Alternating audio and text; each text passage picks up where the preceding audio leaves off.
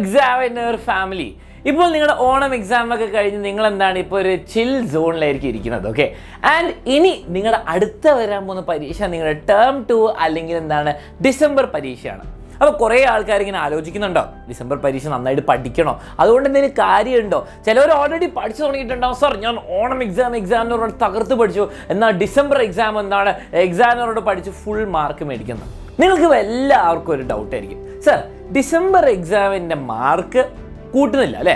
നിങ്ങളോട് പറയും, നിങ്ങളുടെ പേരൻസിനോട് പറയും, ആ പേരൻസ് വീട്ടിൽ പറയുന്ന ചീത്ത അല്ലെങ്കിൽ നല്ല കാര്യം അതൊക്കെ നിങ്ങളെ എഫക്റ്റ് ചെയ്യുള്ളൂ ആൻഡ് നിങ്ങൾക്ക് ഉണ്ടാകുന്നൊരു സന്തോഷം അല്ലെ വിഷമം. അല്ലാണ്ട് ഈ എക്സാമിൻ്റെ മാർക്ക് പബ്ലിക് എക്സാമിനെ ബാധിക്കൂല, അതിലൊരു പ്രശ്നവുമില്ല അല്ലേ? അപ്പോൾ ശരിക്കും പറഞ്ഞാൽ പഠിക്കേണ്ട ആവശ്യമില്ലല്ലോ, ഇപ്പോൾ റിലാക്സ് ചെയ്തിട്ട് അവസാനം പഠിച്ചാൽ പോരെ. അങ്ങനെ എല്ലാവർക്കും തോന്നാറുണ്ട്, എനിക്കവരെ തോന്നിയിട്ടുണ്ട് നിങ്ങളുടെ പ്രായമായിരുന്നപ്പം. അപ്പോൾ അതിന് വേണ്ടിയിട്ട് നിങ്ങൾക്ക് എല്ലാവർക്കും ഒരു അടിപൊളി കാര്യം പറയാം. അടിപൊളി കാര്യമൊന്നുമല്ല, ഞാൻ ഉണ്ടാക്കി ഓരോ കാര്യങ്ങൾ പറയുന്നതിന് പകരം ഒരു റിയൽ ലൈഫ് സ്റ്റോറി പറയാം. ഈ ഒരു റിയൽ ലൈഫ് സ്റ്റോറി കേൾക്കുമ്പോൾ നിങ്ങൾക്ക് എല്ലാവർക്കും മനസ്സിലാവും നിങ്ങളൊരു ടോപ്പർ മെറ്റീരിയൽ ആയിക്കോട്ടെ, ഏറ്റവും ഫ്രണ്ടിൽ നിന്ന് എല്ലാ ആൻസർ ചെയ്യുന്ന ആയിക്കോട്ടെ, ബാക്ക് ബെഞ്ചർ ആയിക്കോട്ടെ, അല്ലെ ആവറേജ് സ്റ്റുഡൻറ്റ് ആയിക്കോട്ടെ, നിങ്ങൾ സ്ട്രഗിൾ ചെയ്തു ഓണം എക്സാം അല്ലെ നന്നായിട്ട് ചെയ്തു, ആർക്കും അപ്ലിക്കബിൾ ആയ ഒരു അടിപൊളി മോട്ടിവേഷണൽ സ്റ്റോറിയാണ്. നിങ്ങൾക്ക് വേണ്ട കോൺഫിഡൻസ് ബൂസ്റ്റ് ആയിരിക്കും. അപ്പോൾ നിങ്ങൾ എന്താണ് ഈ 3-4 മിനിറ്റ് ശ്രദ്ധിച്ച് കേൾക്കുക. അത് കേട്ട് കഴിഞ്ഞിട്ട് നിങ്ങൾ തീരുമാനിക്കുക ഇനി വരുന്ന എക്സാമിന് ഞാൻ ഇപ്പോഴേ പഠിച്ചു തുടങ്ങും അല്ലെ ഫൈനൽ എക്സാമിൻ്റെ സമയമാകുമ്പോഴേ പഠിക്കാം. ഓക്കെ, അപ്പോൾ നമ്മുടെ ഈ കഥയിൽ ഞാൻ പറയാൻ പോകുന്ന ആൾ ആതിഫാണ്. കഴിഞ്ഞ വർഷം എക്സാമിനറുടെ ലക്ഷ്യ ബാച്ചിൽ ഫുൾ A+ മേടിച്ച ആതിഫ് എന്ന് പറഞ്ഞൊരു സ്റ്റുഡൻ്റ് ആയിരുന്നു. അപ്പോൾ എക്സാമിനറുടെ ഫുൾ A+ മേടിച്ച സ്റ്റുഡൻസിന്, ലക്ഷ്യ ബാച്ചിലുള്ള സ്റ്റുഡൻസിന് നമ്മളൊരു ഇവൻ്റ് ഒക്കെ വെച്ചിട്ടുണ്ടായിരുന്നു കാലിക്കറ്റിൽ. അപ്പോൾ കാലിക്കറ്റിൽ വലിയ കോൺസേർട്ടൊക്കെ പോലെ പരിപാടി, അവാർഡ് ഷോ ഒക്കെ ഭക്ഷണമൊക്കെ ആയിട്ട് ഫുൾ അടിപൊളിയായിട്ട് നടക്കുകയായിരുന്നു. അപ്പോൾ അതിനിടയ്ക്ക് നമ്മൾ എന്താണ് ഫുൾ A+ കുറേ സ്റ്റുഡൻസിനെ ഇൻ്റർവ്യൂ ചെയ്യുക. അവരെങ്ങനെ പഠിച്ചു, അവരെന്തൊക്കെ ചെയ്തു, എല്ലാ ദിവസവും എത്ര മണിക്കൂർ പഠിക്കുകയായിരുന്നു, അവരെത്ര മണിക്കൂർ ക്ലാസ് കാണുമായിരുന്നു, ഏതൊക്കെ ക്വസ്റ്റ്യൻസാണ് പ്രാക്ടീസ് ചെയ്യുന്ന കുറേ ഇൻ്റർവ്യൂ ഒക്കെ എടുക്കുകയായിരുന്നു. അപ്പോൾ കുറേ കുട്ടികൾ പറയുന്ന കാര്യം എന്താണെന്ന് വെച്ചാൽ, കുറേ ആൾക്കാർ A+ മേടിച്ചവർ പറയുന്നത്, സാർ ഞാൻ ഡെയിലി 3 മണിക്കൂർ പഠിക്കായിരുന്നു, 2 മണിക്കൂർ പഠിക്കായിരുന്നു, ഞാൻ ക്ലാസ് ചെയ്യുമ്പോൾ റിവിഷൻ ചെയ്യായിരുന്നു, അതിന് മെൻഡി കളിക്കായിരുന്നു എക്സാമിനറോട്, അങ്ങനത്തെ കുറേ കാര്യങ്ങളൊക്കെ പറയും. ചിലവർ മാരത്തോൺ കണ്ടിട്ട് ശക്തി ബാച്ചിൽ റിവിഷനിലൊക്കെ ജോയിൻ ചെയ്തായിരുന്നു. അപ്പോൾ അങ്ങനെ കുറേ കാര്യങ്ങൾ പറയും. ചിലവർ പറയും, സാർ ഞാൻ ആദ്യമൊന്നും പഠിച്ചിട്ടില്ല, 1/2 മണിക്കൂർ 1 മണിക്കൂറൊക്കെ പഠിക്കായിരുന്നു, പിന്നെ അവസാനം എക്സാം ആയപ്പോൾ ഞാൻ 5-6 മണിക്കൂർ പഠിച്ചു, വീട്ടിലിരുന്നിട്ട് 5-6 മണിക്കൂർ പഠിച്ചു, ഫുൾ ടൈം ക്വസ്റ്റ്യൻസ് ചെയ്ത് ശക്തിൻ്റെ ക്വസ്റ്റ്യൻസും ചെയ്തിട്ടാണ് ഫുൾ A+ കിട്ടിയെന്ന് വെച്ചു. ഇതൊക്കെ എന്താണ് മിക്കവരും ചെയ്യുന്നത്, മിക്കവരും പ്ലാൻ ചെയ്യുന്ന ടൈപ്പ് ഒരു പഠിത്തമാണ് അല്ലേ? ആദ്യമൊക്കെ കുറച്ച് പഠിക്കും, അവസാനം ഇരുന്ന് കഷ്ടപ്പെട്ട് പഠിക്കും, ഒരു 5 മണിക്കൂറോ 6 മണിക്കൂറോ കുഴപ്പമില്ല.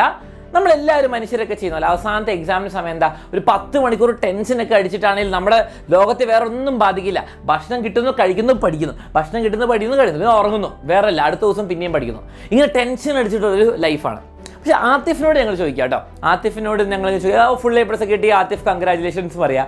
ആതിഫിനോട് ചോദിച്ചു, എത്ര നേരം പഠിക്കായിരുന്നു ഡെയിലി? അപ്പോൾ നമ്മൾ എക്സാമിൻ്റെ സമയത്ത് ഓക്കെ അവസാന ഒരു സമയം ഉണ്ടാവില്ല നിങ്ങൾക്ക് റിവിഷനും എക്സാം എഴുതുന്ന സമയം, എത്ര മണിക്കൂർ ഡെയിലി പഠിക്കായിരുന്നു ആതിഫിനോട് ചോദിച്ചു. അപ്പോൾ ആതിഫിനോട് ചോദിച്ചു എത്ര മണിക്കൂർ പഠിക്കായിരുന്നു? ആതിഫ് പറഞ്ഞു, സാർ ഞാൻ മാക്സിമം പോയാൽ ഒരു 2 മണിക്കൂർ പഠിക്കും, പൊതുവെ 1 മണിക്കൂർ 1.5 മണിക്കൂർ ബോർ അടിക്കാണെന്ന് നിർത്തും. അപ്പോൾ ഞങ്ങൾ ചോദിച്ചു, ആതിഫ് ഫുൾ A+ ഇല്ലേ, ഫുൾ A+ന് അപ്പോൾ 1 മണിക്കൂർ പഠിച്ചാൽ മതിയെന്ന് ചോദിച്ചു.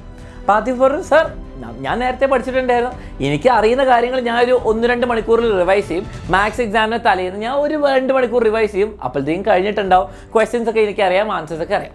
അപ്പോൾ ഞങ്ങൾ വിചാരിച്ചു ആതിഫ് എന്നാൽ ഭയങ്കര ഇൻ്റലിജൻ്റ് ആയിരിക്കും, നിങ്ങൾ വിചാരിച്ചിട്ടുണ്ടാവും അല്ലേ? ആതിഫ് ഭയങ്കര ബുദ്ധിയുള്ള ഭയങ്കര പഠിപ്പിയായ ആളാണ്, ആതിഫ് ഒരു വർഷം വായിച്ചാൽ എന്താണ് എല്ലാം മനസ്സിലായി സെറ്റ്, അങ്ങനത്തെ ടൈപ്പ് ആളാണെന്ന് വിചാരിച്ചു. എന്നാൽ അങ്ങനെയല്ല. അപ്പോൾ ഞങ്ങൾ ചോദിച്ചു ആതിഫിൻ്റെ സീക്രട്ട് എന്താ 1 മണിക്കൂർ കൊണ്ട് അല്ലെങ്കിൽ 2 മണിക്കൂർ കൊണ്ടൊക്കെ എങ്ങനെയാണ് ഒരു സബ്ജക്റ്റ് മൊത്തം റിവൈസ് ചെയ്ത് കഴിയാം? അപ്പോൾ ആതിഫ് പറഞ്ഞു, വളരെ സിമ്പിൾ സാർ, ഞാൻ എല്ലാ ദിവസവും എന്ത് ചെയ്യും, കുറച്ച് നേരം പഠിക്കും. ഓക്കെ, കുറച്ച് നേരം നമ്മുടെ ലക്ഷ്യ ബാച്ചിൻ്റെ ക്ലാസ് കാണുമായിരുന്നു. ഓക്കെ, കുറേ നേരം ഒന്നുമില്ല, 1-2 മണിക്കൂർ കുറച്ച് നേരം കാണും, പക്ഷെ എല്ലാ ദിവസവും കാണും. പിന്നെ ഓണപ്പരീക്ഷയും ഡിസംബർ പരീക്ഷയും പിന്നെ സ്കൂളിൽ നടന്ന ക്ലാസ് ടെസ്റ്റൊക്കെ വരുമ്പം അപ്പോഴേ പഠിച്ചു നോക്കും. ഇപ്പോൾ ഓണപ്പരീക്ഷയ്ക്ക് ആദ്യത്തെ ഒരു 3-4 ചാപ്റ്റർ ഉണ്ടായിരുന്നു, അത് പഠിച്ചു, അത് നന്നായിട്ട് അങ്ങ് പഠിച്ചു. അപ്പോഴെന്താണ്, അപ്പോഴും 1 മണിക്കൂർ 2 മണിക്കൂറൊക്കെ തലേദിവസം പഠിച്ചുള്ളൂ, കാരണം കുറച്ച് ചാപ്റ്റേഴ്സ് ഉണ്ടായിരുന്നുള്ളൂ. അതുപോലെ തന്നെ ഡിസംബർ എക്സാം എന്താ, അടുത്ത 3 ചാപ്റ്റേഴ്സും കൂടി വന്നു അല്ലേ എല്ലാ സബ്ജക്ട്സിലെയും, അതും 1-2 മണിക്കൂറൊക്കെ ഇരുന്നിട്ട് പഠിച്ചു. അപ്പോൾ എന്താണ് 3/4 ചാപ്റ്റേഴ്സും പഠിച്ചു കഴിഞ്ഞു. ഇനി എന്താണ് അടുത്ത് വരുന്ന ഫൈനൽ ഒരു മോഡൽ പരീക്ഷ ഉണ്ടല്ലോ, അതിന് വേണ്ടിയിട്ട് എന്താണ് 1-2 മണിക്കൂർ എല്ലാ ദിവസം എന്നിട്ട് അതും പഠിച്ചു. നിങ്ങൾ ആലോചിച്ച് നോക്കേണ്ടത്, അവസാനം എക്സാമിന് എല്ലാവരും ഇരുന്ന് കഷ്ടപ്പെട്ട് ചത്ത് കിടന്നിട്ട് എക്സാമിൻ്റെ മാരത്തോൺ കാണുന്നു, ശക്തി റിവിഷൻ കാണുന്നു, ക്വസ്റ്റ്യൻസ് ചെയ്യുന്നു, ഡൗട്ട് വിളിച്ച് ചോദിക്കുന്നു, അതും ഇതും ഫുൾ നടക്കുന്ന സമയത്ത് ആതിഫ് 1-2 മണിക്കൂർ ഡെയിലി പഠിക്കുന്നു, ചില്ലടിക്കുന്നു. പിന്നെന്താ റിലാക്സ് ചെയ്യുന്നു. ആൻഡ് റിലാക്സ് ചെയ്യുക മാത്രമല്ല, അടുത്ത ദിവസം പോയി എക്സാം തകർത്തിട്ട് ഫുൾ A+ മേടിച്ചു എല്ലാ സബ്ജക്ട്സിലും.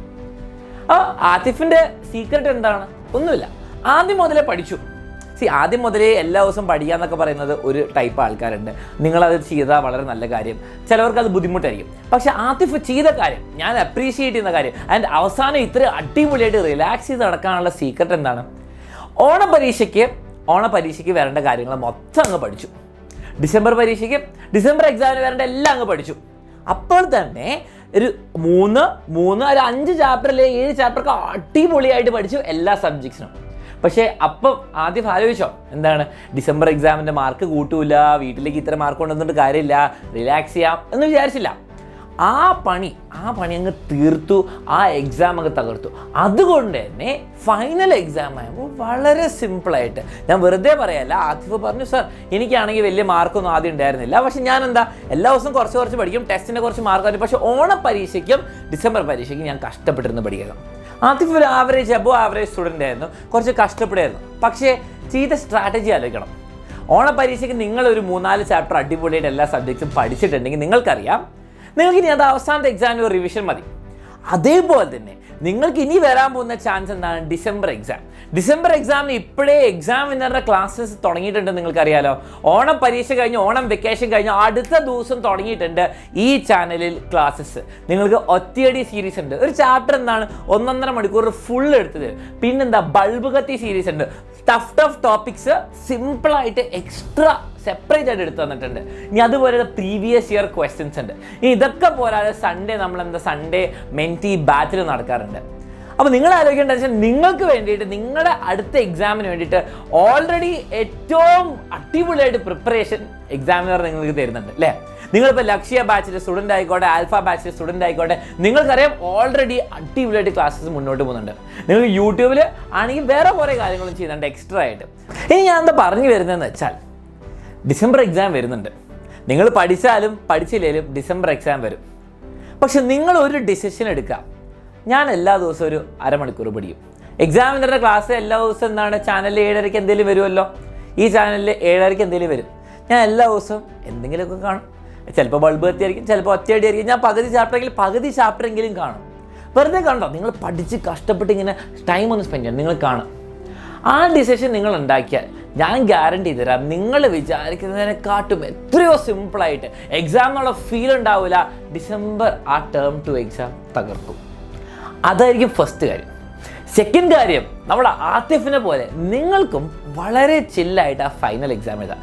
ഫൈനൽ എക്സാം എഴുതുമ്പോൾ നിങ്ങൾ പഠിച്ച ക്വസ്റ്റ്യനേ വരുള്ളൂ, നിങ്ങൾ പഠിച്ച ടൈപ്പ് ഓഫ് ക്വസ്റ്റ്യൻസേ വരുള്ളൂ. നിങ്ങൾക്ക് ആകെ ചെയ്യേണ്ട ഒരു കാര്യം റിവൈസ് ചെയ്യാം.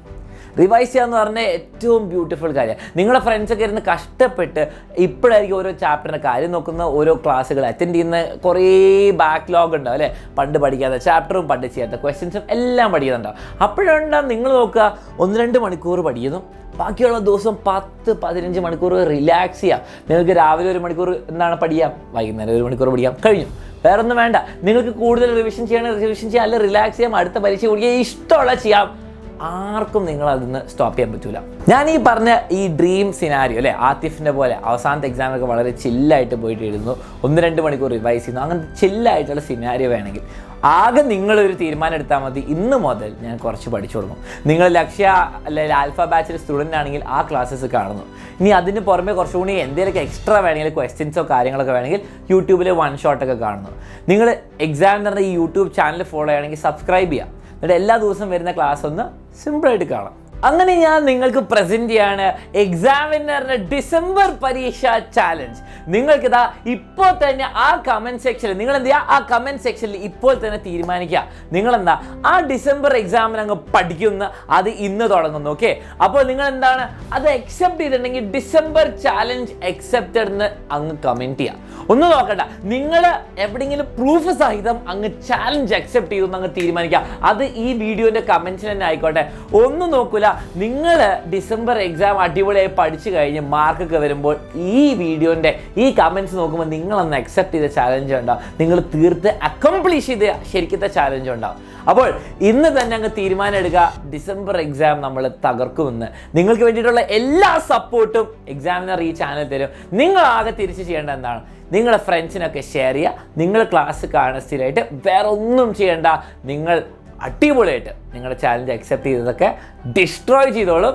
അത് കഴിഞ്ഞിട്ട് നമുക്ക് ആകെ ഒരു ഗോളും കൂടെയുള്ള ഫൈനൽ എക്സാം. എപ്പോഴും എക്സാമിനർ കൂടെ ഉണ്ടാവും. മറക്കണ്ട, ലൈക്ക് ചെയ്യുക, ഷെയർ ചെയ്യുക, സബ്സ്ക്രൈബ് ചെയ്യുക. And all the best.